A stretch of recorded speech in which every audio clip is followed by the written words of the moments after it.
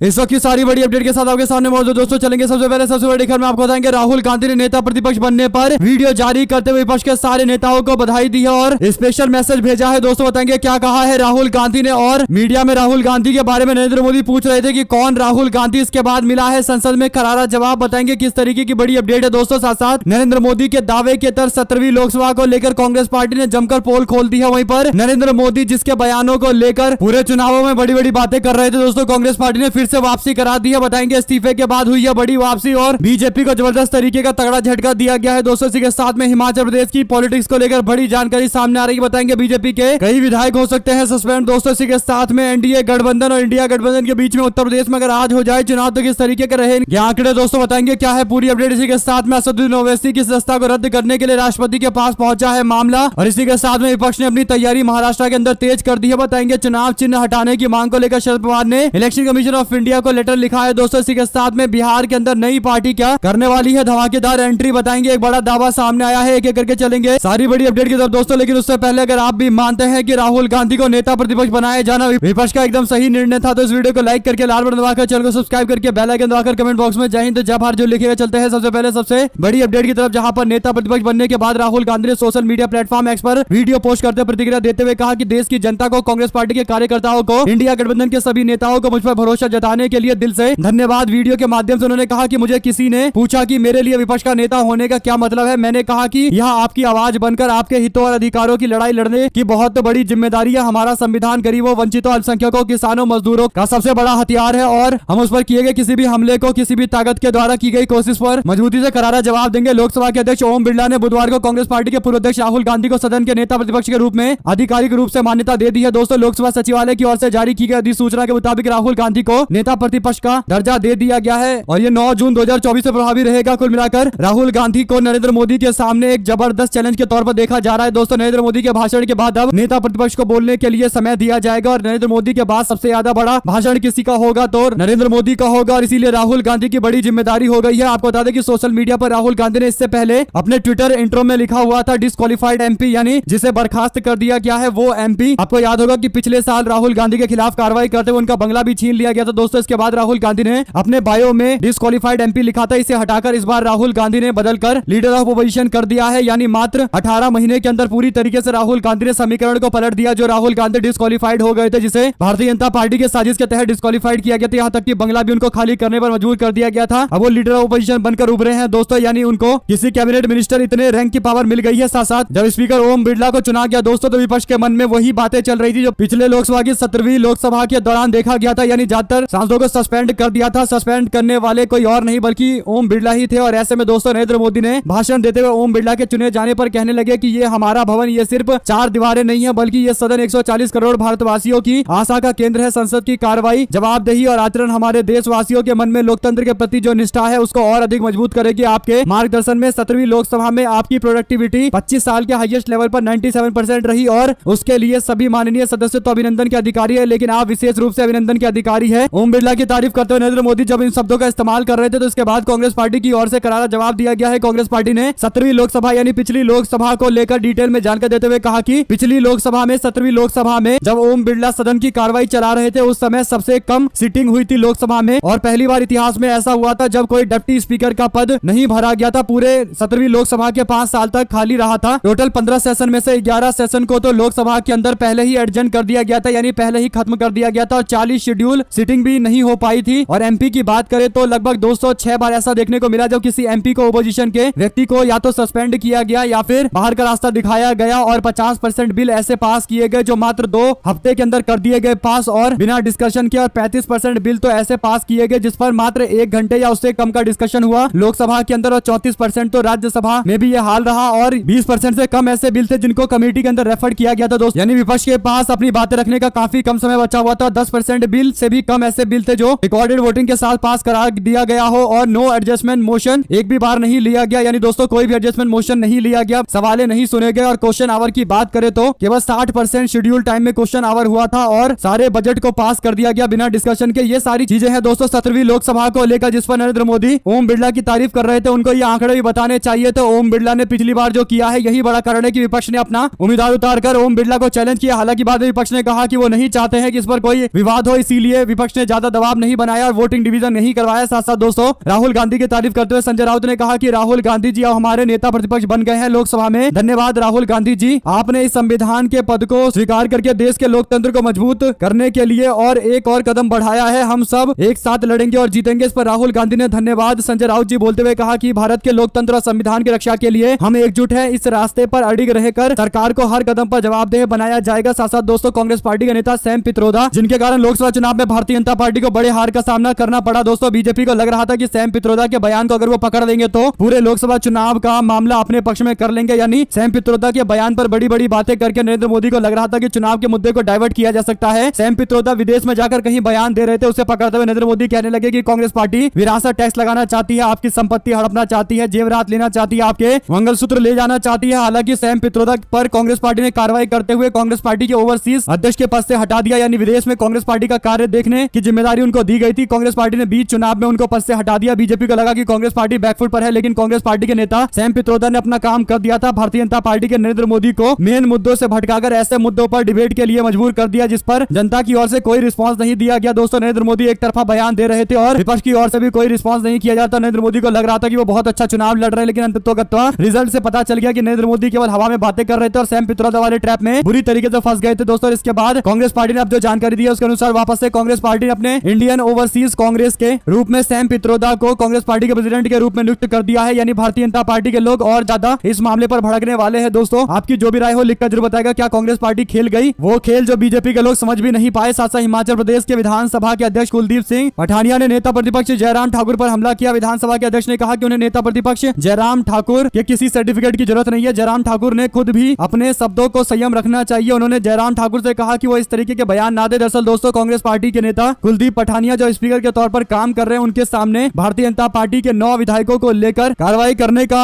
मामला पेंडिंग पड़ा हुआ है। हो सकता है इस पर जल्द कार्रवाई करते हुए बीजेपी के नेताओं के खिलाफ निर्णय घोषित कर दिया जाए और बीजेपी के नेताओं को सस्पेंड कर दिया जाए। अगर ऐसा होता है तो हिमाचल प्रदेश के अंदर बीच में कांग्रेस पार्टी की सरकार गिराने का जो बीजेपी लगातार प्रयास कर रही है पूरी तरीके से भाजपा का अधूरा सपना बनकर रह जाएगा। दोस्तों इसी के साथ में पिछले सप्ताह उत्तर प्रदेश सरकार ने यूपी पुलिस की कांस्टेबल भर्ती परीक्षा में हुए पेपर लीक के मद्देनजर परीक्षा आयोजित करने वाली अहमदाबाद की company Edutest solution private limited को ब्लैकलिस्ट कर दिया है। द वायर की पड़ताल में पता चला है कि यह कंपनी कई राज्यों के अंदर पेपर लीक और भर्ती घोटाले के आरोपों में घिरी हुई है। इसके संस्थापक निदेशक सुरेश चंद्र आर्य सर्वादेशिक आर्य प्रतिनिधि सभा नामक एक प्रमुख हिंदूवादी संगठन से जुड़े हुए हैं, जिस संगठन के कार्यक्रमों में प्रधानमंत्री मोदी समेत बड़े बड़े बीजेपी के नेता शामिल होते आए हैं। कई राज्य सरकारें इस कंपनी को ब्लैकलिस्ट कर चुकी है। सुरेश चंद्र के बेटे यानी एडुटेस्ट के प्रबंधक निदेशक विनीत आर्य को 2017 में जेल भी हो चुकी है। कुल मिलाकर दोस्तों पेपर लीक को लेकर कई सारे एक के बाद एक बैक टू बैक खुलासे हो रहे हैं, जिससे भारतीय जनता पार्टी के लोग भी बुरी तरीके से फंस रहे हैं। दोस्तों और उत्तर प्रदेश को लेकर यह जानकारी है कि अगर आज उत्तर प्रदेश विधानसभा का चुनाव करवा दिया जाए तो समाजवादी पार्टी और कांग्रेस पार्टी बहुमत के साथ सरकार बना लेगी। लोकसभा के नतीजों को अगर आप विधानसभा में कन्वर्ट करने की कोशिश करेंगे तो आपको पता चलेगा कि एनडीए गठबंधन यानी भारतीय जनता पार्टी और उसके सहयोगी मिलकर 176 असेंबली सीटें जीत सकते हैं। यानी लोकसभा के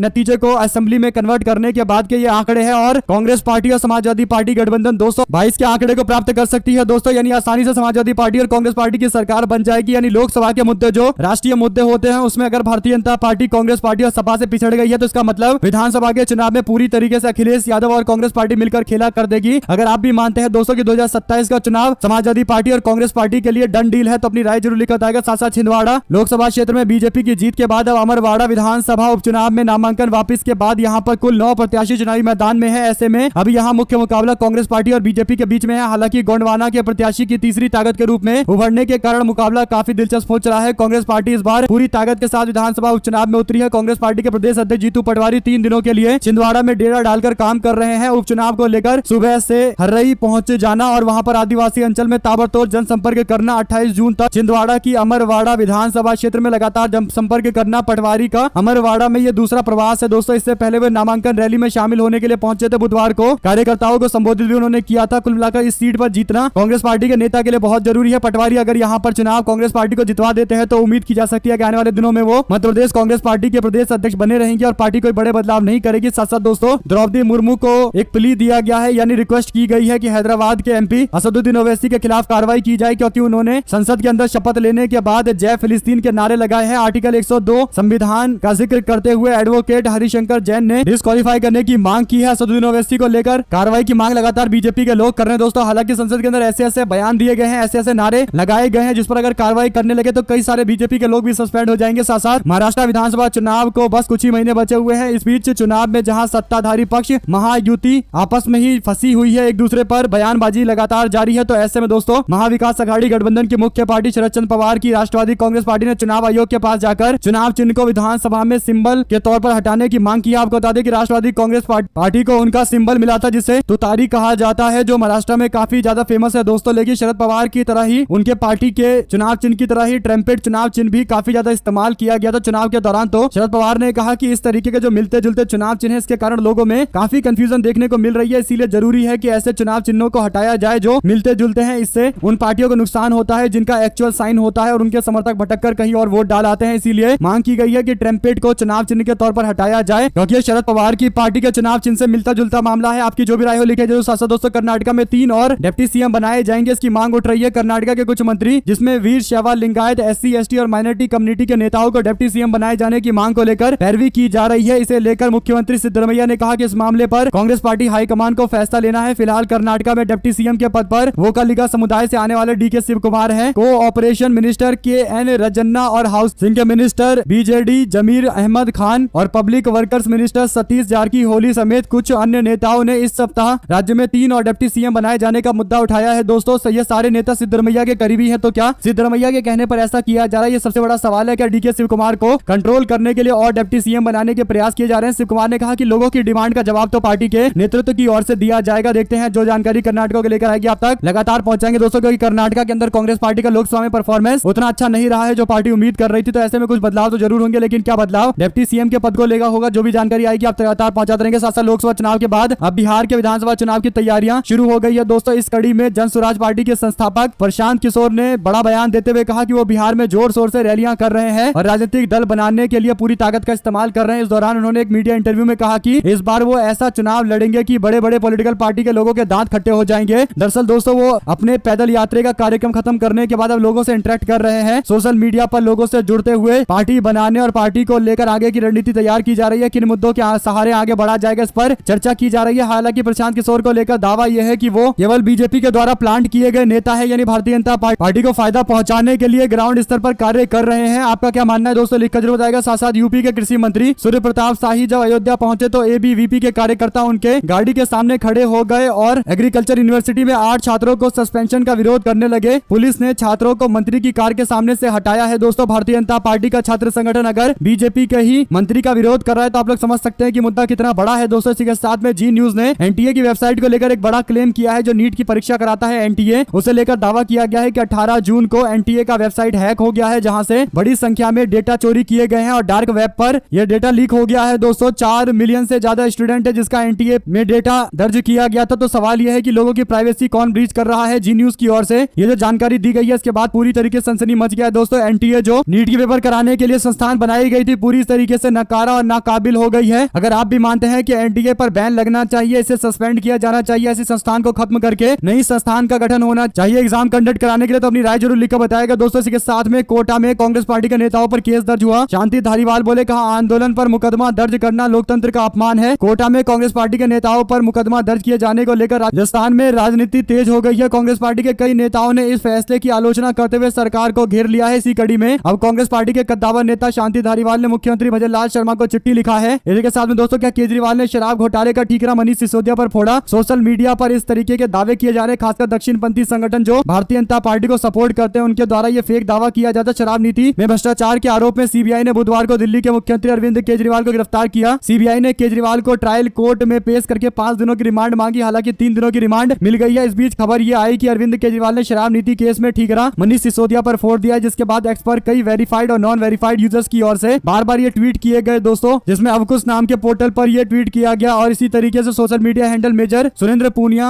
यहां से भी ट्वीट किया गया और इसी तरीके से अभिषेक कुमार कुशवाहा के अकाउंट से भी ट्वीट किया गया दोस्तों। इसके बाद जब पूरे मामले की जांच पड़ताल की गई तो पता चला कि यह पूरी तरीके से गलत है। अरविंद केजरीवाल ने मनीष सिसोदिया पर कोई ब्लेम नहीं डाला है और बल्कि उन्होंने मनीष सिसोदिया को निर्दोष बताते हुए कहा है कि जिस तरीके से मैं और आम आदमी पार्टी निर्दोष है उसी तरीके से सिसोदिया भी निर्दोष है, उनको भी छोड़ा जाना चाहिए। कुल मिलाकर दोस्तों इस तरीके के फेक न्यूज फैलाए जाने वाले के खिलाफ कार्रवाई जरूर होनी चाहिए। आम आदमी पार्टी की ओर से भी स्पष्टीकरण दिया गया है। साथ साथ हम चुनाव नहीं लड़ना चाहते थे लेकिन सरकार ने हमको मजबूर कर दिया। लोकसभा अध्यक्ष पद पर कांग्रेस पार्टी के उम्मीदवार के तौर पर के सुरेश को मैदान में उतारा गया था। हालांकि के सुरेश के नाम को इंडिया गठबंधन के लोगों ने प्रपोज किया, लेकिन प्रोटेम स्पीकर ने कहा कि ध्वनि मत के हिसाब से ओम बिरला को अगला स्पीकर नियुक्त किया जा रहा है। और इसके बाद कांग्रेस पार्टी और विपक्ष की ओर से वोट का डिवीजन की मांग नहीं की गई, यानी वॉइस वोट को ही स्वीकृति दे दी गई। और ओपोजिशन ने भी इस बात को स्वीकार कर लिया, क्योंकि वो नहीं चाहते थे कि इस पूरे मामले पर एक पूरा प्रोसेस हो इलेक्शन का, और एक तरीके से खाली विरोध जताने का काम विपक्ष का था। तो उन्होंने ये सुनिश्चित किया कि उनका विरोध दर्ज किया जाएगा। और ये बड़ा कारण है दोस्तों की सरकार ने परेशान किया, इसके कारण लोकसभा को लेकर उनको अपना उम्मीदवार उतारना पड़ा था। के सुरेश ने कहा कि हम लोग उम्मीदवार के तौर पर मैदान में नहीं उतरना चाहते थे, लेकिन इसके बावजूद क्योंकि मजबूर किया गया तो हमें ऐसा करना पड़ा। साथ साथ लोकसभा चुनाव में हार को लेकर कांग्रेस पार्टी ने कार्यकर्ताओं से फीडबैक लेने का कार्य शुरू कर दिया है। लोकसभा चुनाव में हार को लेकर कांग्रेस पार्टी जिला, ब्लॉक, नगर और बूथ स्तर पर कार्यकर्ताओं से फीडबैक लेने के लिए उत्तराखंड में तैयारी शुरू हो गई है। प्रदेश कांग्रेस अनुशासन समिति के अध्यक्ष नव प्रभात ने 27 और 28 तारीख को टिहरी और पौड़ी संसदीय क्षेत्र के तहत आने वाले जिलों का दौरा कर कार्यकर्ताओं के संग बैठक करने का